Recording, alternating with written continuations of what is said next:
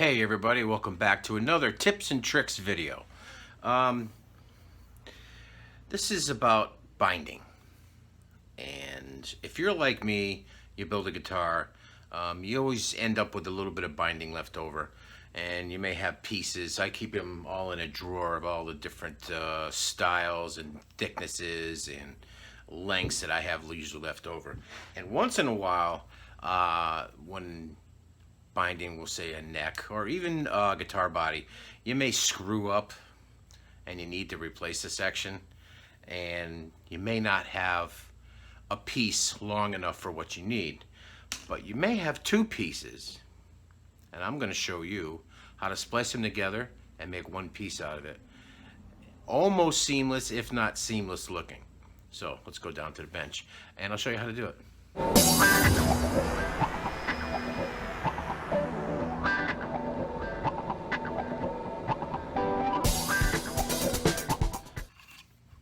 Now, we're going to pretend we just took these out of my parts drawer and that I need a piece of binding to go down the side of a fretboard. And this is all I have left, because I screwed it up and now I have to replace it. So we have our two pieces of binding, and what I'm going to do is put them together like this, and then cut them at like a 45-degree angle, like that. And now, those of you who are as old as I am probably remember splicing cassette tapes together after your tape deck ate them. And this is basically the same sort of thing. You want to make sure we get the edges square, because right now they're not square. So I'm using 220 sandpaper, and just want to get a nice square edge on both pieces, and then we're going to fit them together and look at it and make sure they both fit perfectly. Now this one is a little rounder than this one, so I'm going to go back and sand it again. The whole trick to this is to get your joint as perfectly even as possible so your pieces match together perfectly. See, now they match together right now, but they're actually at an angle. They're not straight. So I'm going to need to decide which one I want to sand, and then sand that one over again. Or you could just take a razor blade and change the angle.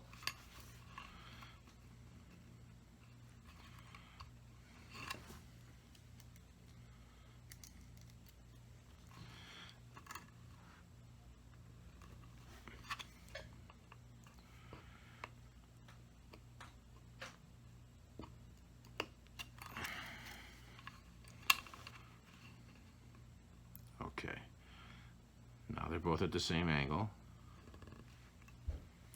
The piece is nice and straight. I'm going to take some acetone. Got it in a little cup here.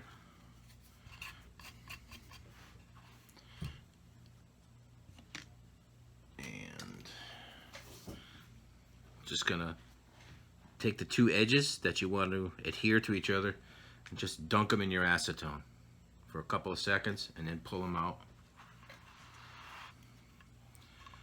And then piece the two together so they are perfectly straight, and just give them a little squeeze. And what that's going to do is mushroom both ends together.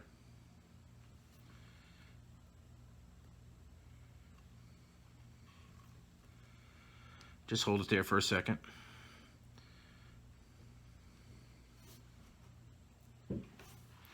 Now you can see it's sort of adhered together, but what we want to do now is just let this thing sit I don't know, a few days. The longer you sit, the better it's going to be, because it's basically acetone dissolves this type of plastic.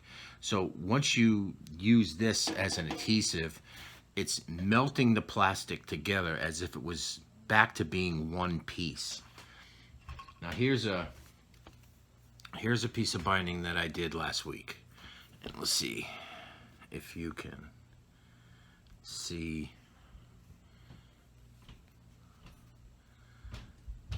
Right here is where I spliced it. Can you kind of see it? You can kind of see it a little bit. Now this has been sitting for a week, and it's basically one piece of binding again. So you can put it on your project, and you take a razor blade and just sort of scrape it, and after it's glued, you're gonna do a little sanding down the side. It'll pretty much be seamless. Okay, so that's pretty much it. Here's the one I just glued together. I wouldn't use it for going around the horn of like a Les Paul, but you know what? Going down the side of a neck, it'd be perfect. And I would definitely let this sit for, I don't know, a few days, maybe a week. Let it fully cure, and you could use it just like a brand new piece. As of right now, it's still a little soft, so I'm just gonna leave it on the workbench, and